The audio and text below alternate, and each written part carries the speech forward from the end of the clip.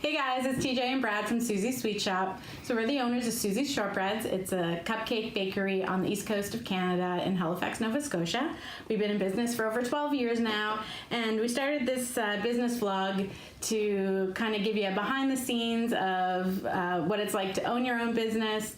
And so last week we talked a bit about just kind of introduced ourselves and let you know how we got started. And now tonight we're going to talk about the vision and branding for Susie's and all of that. So Brad's going to start us off.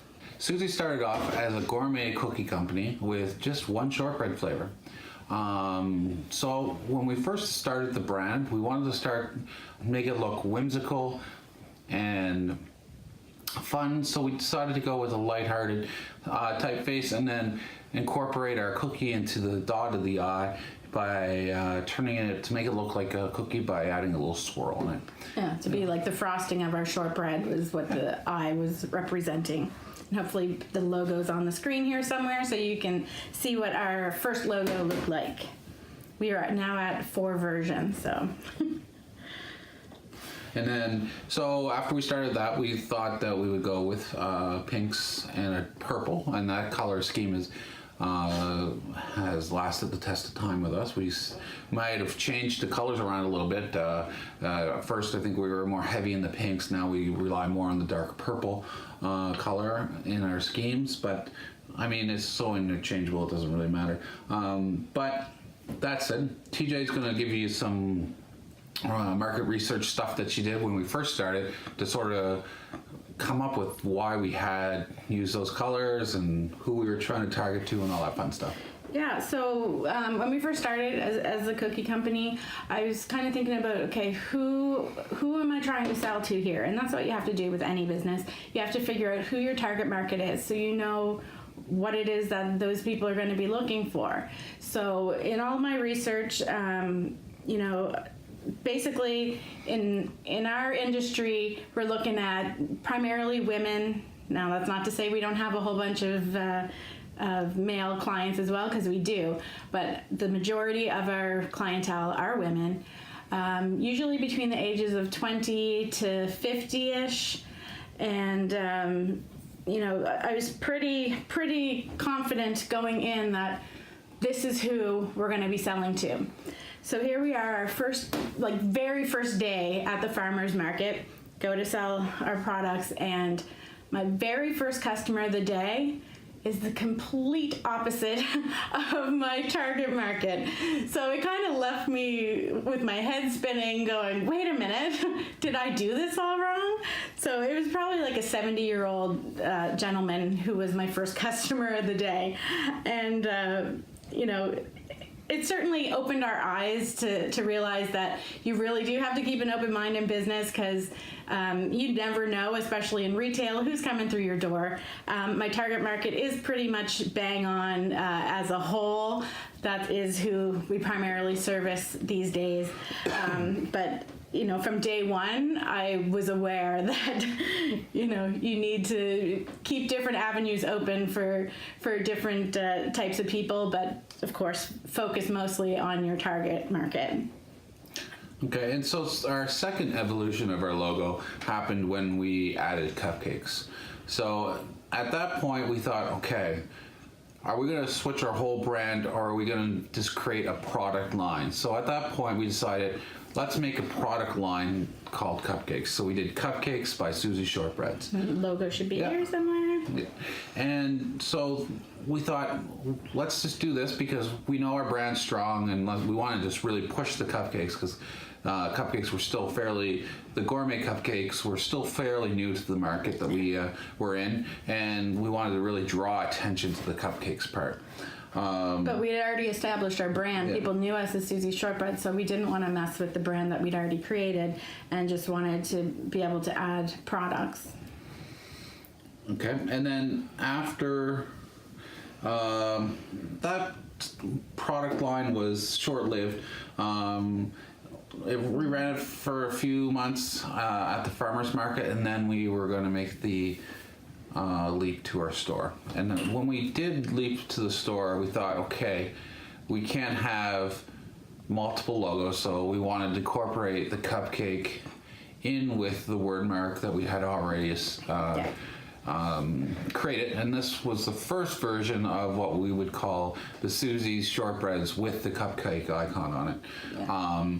And there was a lot more to go into that. So our store and everything, the vision for that was all TJ's wonderful idea, and all the research she did. She spent numerous months researching different ideas, and I'll let her speak to the idea that she finally came up with.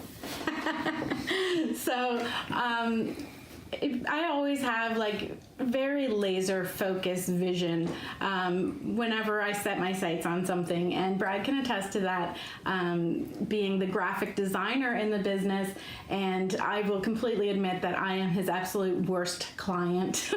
And best at the same time. And best. I keep him working.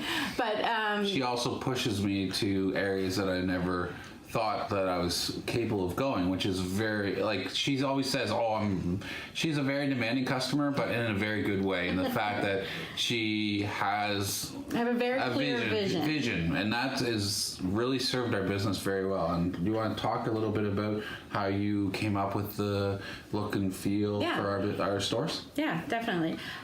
So growing up, my dad was always playing 50s and 60s music in our house.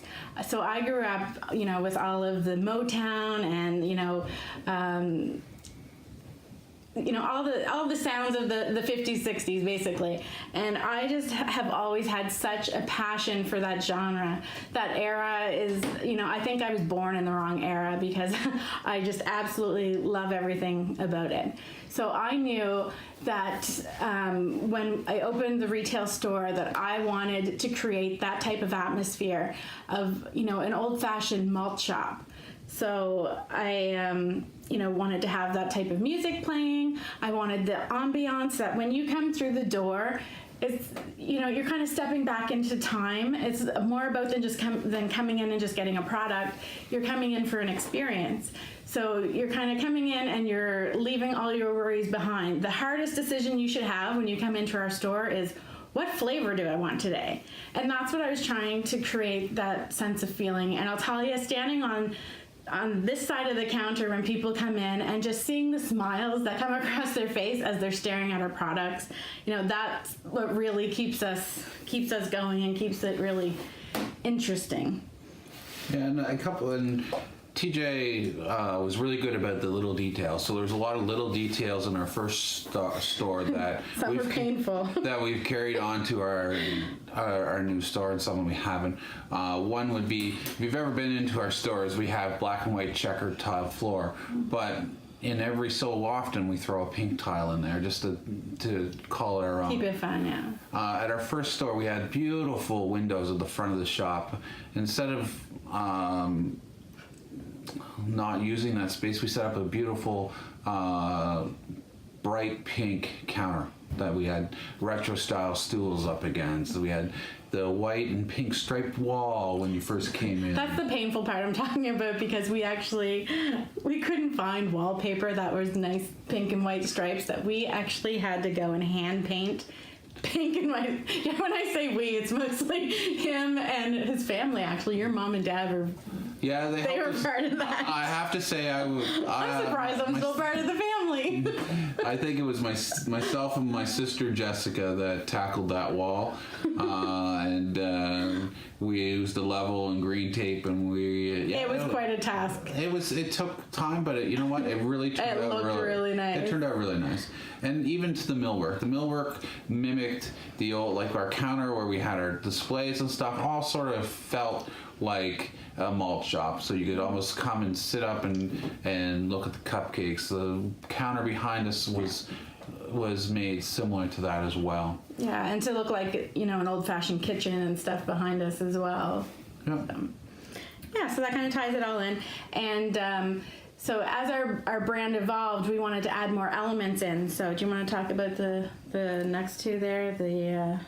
So the next thing that we added to our Susie empire Brand. was our cupcake mascot. So at first, when I first heard this, TJ just said, we're going to make a mascot, a cupcake mascot. And I'm like, okay. So she sat down with a company that specialized in making mascots here in the city. And it is a professionally made mascot. It's not something that we just went and sewed or glued together on our own. It's real. There's a picture of our lovely mascot right here. The mascot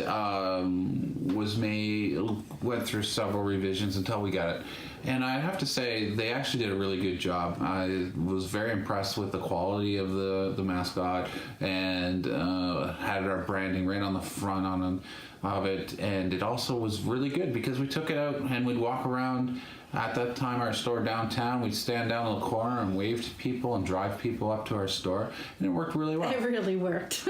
Yeah. And then after that, the next thing that we decided we were going to do, and this is where the next evolution of our brand happened, is when we decided to venture out into the mobile food truck industry, and we developed a cupcake truck. So at that point, we wanted to have some kind of icon / maybe the picture of the mascot on the very large on the side of the truck. So we tried to incorporate the mascot in, and it just didn't feel right. So then we decided to take one of TJ's lovely little hand drawings that she would give me and dress it up a little bit. So the basic layout of our logo, the cupcake icon, which I'll show you here, comes from a little hand drawing that she used to do on our little whiteboards that we would set out on the corner to bring people in. And so we took the shape, and I sort of did a little more detailed, or a little more, what's the word I'm looking for? Detailed frosting on the top of the cupcake, just so it wasn't so swirly. And then the actual eyes and the smiley face with the little tongue sticking out was something that she really did. That was her. Okay. That was totally her. I just made it happen. She came up with it. And then we moved into our third location, our second location. Out in Bears Lake, which TJ will talk about. So just go back for a second to the current logo that we're at, and that is actually the one that we're still using to this day. It's kind of just an evolution of, if you look at the logo as it's progressed, it was taking that cupcake icon and the Susie's, what's it called? Word mark. Thank you. And bringing more of an emotion to it, because we wanted to really convey a more fun, whimsical, just so it's a happy, smiling little cupcake as opposed to just the plain cupcake icon. So that's where it brought us to today. And the other thing that we forgot to mention is that at this point, when we did bring the cupcake icon to the next level, the cupcakes have become the main part of our business at that point. So for us, what we felt was the icon and the word mark sort of represented both of the key products we had, our shortbread cookies and our cupcakes. So incorporating the two into the current logo we had was good, because people can still see that we are a shortbread company, but also see that we also have cupcakes as well. And I think we really, our goal there was to maintain our original identity while bringing in this other concept that we wanted to be known for. And I think that we really succeeded at that, because people to this day call us Susie's Cupcakes. We've never in our history have had that name, but everybody knows us as Susie's Cupcakes. So they'll either call us Susie's Shortbreads, Susie's Cupcakes, or, Susie's, where they can get their cookies, their cupcakes, whatever. So as we evolved, we did add more products and more flavors within the products. So that original cookie is now at 12 different flavors, and we also will bring out seasonal ones like candy cane at Christmas and mini egg at Easter. So there's always some variances throughout the year. Or unicorn, like we're doing now. Right, unicorn. Everything's unicorn right now at our store. So that's something else we'll talk about here in a minute. See here. Exactly. So the other things we did along the way is we added more products. So we would find innovative ways to use any leftover products. So we are baking our cupcakes fresh each day. So if we had any left over, we could turn them into what we call cupcake truffles, which is basically like a cake pop that it's the cake and buttercream mixed together, formed into little balls, dipped in chocolate.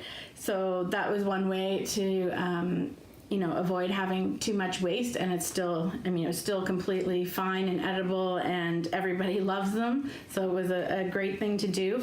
We also put cupcakes in milkshakes as well. So there's lots of ways that we found over the years to try to take things that we're already doing and evolve them into other products. So in addition to the products that could be made from cupcakes, we've also added other products over the years. So we do cheesecakes, different types of candy or chocolate type treats, fudge. Haystacks are my favorite. Yeah, they're quite good. They're quite addictive, the haystacks. And we do full-size cakes as well. We have some set designs. Maybe put a picture here of a few ones that we offer so you can see the kind of stuff that we do. So they're really popular for especially birthdays. We do a lot of baby showers, corporate events, things like that. So basically, our original vision for Susie's was a retail bakery, which we still are to this day. But our original vision of where we wanted to be and where we thought we would remain and go into the future was being multiple locations. So having lots of store locations. So over the years, as we've already touched on, store 1, store 2, we did have a store 3 as well, which unfortunately wasn't a good business decision on our part. We didn't choose our location. It wasn't the right spot. We went into a spot that we thought was going to be a high traffic area, and it was. There was lots of traffic through, but it was commuter traffic, and unfortunately their mindset was going from point A to point B, they weren't in a shopping mode, right? So we were part of their daily routine, which sometimes worked in our favor, but most times didn't, because they were more worried about getting from home to work to home again. So we knew that we had to shake it up a bit. I was starting to have some health issues, and we just said, you know what can we do at this point? So we decided that we had the opportunity to refocus our energies, and one of the things we did was we had already had an online store presence, but we wanted to make it bigger. So we offered online shipping across Canada for some of our products. We also still offer local delivery through our website, but we pushed that a little bit more. TJ recently has been doing a great job with our social media, which I'll get her to explain a little bit more about where we are and where she's came from with social media and where she's going with it. Okay. Well, she's very modest in the fact that she has really done a great job with our social media presence.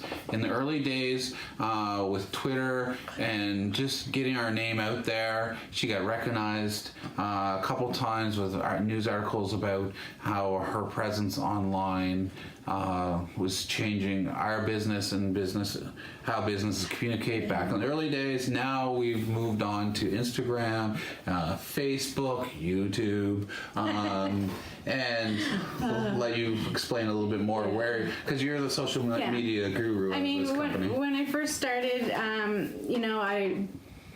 as I said, as I do with everything, I put my all into it. And so I really took to some of the social media avenues, particularly Twitter was really big at the time. And so I was kind of at the forefront of that and was kind of one of the first businesses in our area that was really embracing social media to try to get customers into our store. So I was recognized for that. I did have a couple articles written about me on kind of being at the forefront of that trend. And so over the years, I've, as social media has progressed and new forms have come on, as a business, unfortunately, you can't, as a small business anyways, you can't be on every single platform. There's just not enough hours in the day for everything. Like, I can't be Snapchatting and doing, everything else. So right now, my focus is Instagram, Facebook, and I still have stuff on Twitter as well. So those are my three main platforms that I use for social media. And lately I've really been putting a drive on that, and I've been seeing some great results. And there's nothing like the feeling of putting something out there and seeing a direct result in your business because of it. So I will post something on social media and I'll get a call from the store saying, you posted this today, didn't you? Because everyone is coming into the store looking for that particular product, and our sales are, increased because of it. And it's really, I can't say enough good things about social media. Yeah. So all of you who are following me on any of my platforms, thank you so much. I really appreciate it. And I hope you continue with us on the journey. That's all I can say. And one of the things that I want to mention is just there's more to it than just posting on social media, and I think TJ's being a little modest here again.